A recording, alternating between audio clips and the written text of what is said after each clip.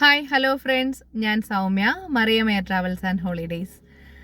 Saudi യാത്രക്കാർക്ക് വളരെ ആശ്വാസവും സന്തോഷവുമായിട്ടുള്ള ഒരു കാര്യം ഷെയർ ചെയ്യാനായിട്ടാണ് എത്തിയിരിക്കുന്നത്.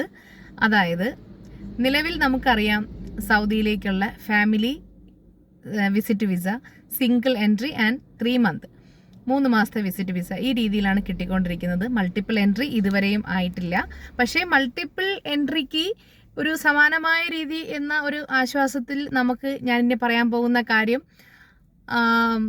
ഉപയോഗപ്പെടുത്താൻ അല്ലെങ്കിൽ ആശ്വസിക്കാൻ പറ്റുന്നൊരു കാര്യമാണ്. അതായത്, നിലവിൽ കിട്ടുന്ന ഫാമിലി 3 month വിസിറ്റ് വിസ നിങ്ങൾക്ക് 2 പ്രാവശ്യം കൂടി എന്ത് ചെയ്യാൻ പറ്റും, പുതുക്കാൻ പറ്റുന്ന ഒരു വ്യവസ്ഥയിലേക്ക് വന്നിട്ടുണ്ട്. അതായത് 3 മാസത്തെ വിസിറ്റ് വിസയിൽ നിങ്ങൾ പോയി കഴിഞ്ഞാൽ ആ വിസയുടെ കാലാവധി തീരുമ്പോൾ തന്നെ ആ രാജ്യത്ത് നിന്നും എക്സിറ്റ് ആകാതെ അവിടെ നിന്ന് നിങ്ങൾക്ക് പേയ്മെൻറ്റ് അടച്ചുകൊണ്ട് വീണ്ടും 3 മാസം കൂടെ കിട്ടും. അപ്പോൾ നിങ്ങൾക്ക് 6 മാസമായി.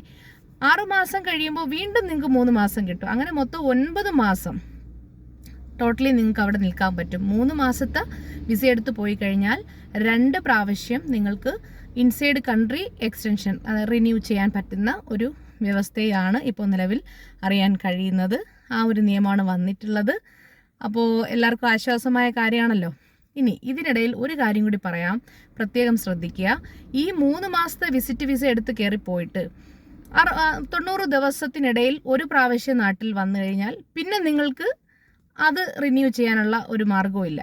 അതേപോലെ തന്നെ ഇപ്പോൾ 6 മാസം 3 മാസം കഴിഞ്ഞ് ഒരു പ്രാവശ്യം കൂടെ റിന്യൂ ചെയ്തു, അപ്പോൾ നിങ്ങൾക്ക് 6 മാസം കിട്ടിയല്ലോ.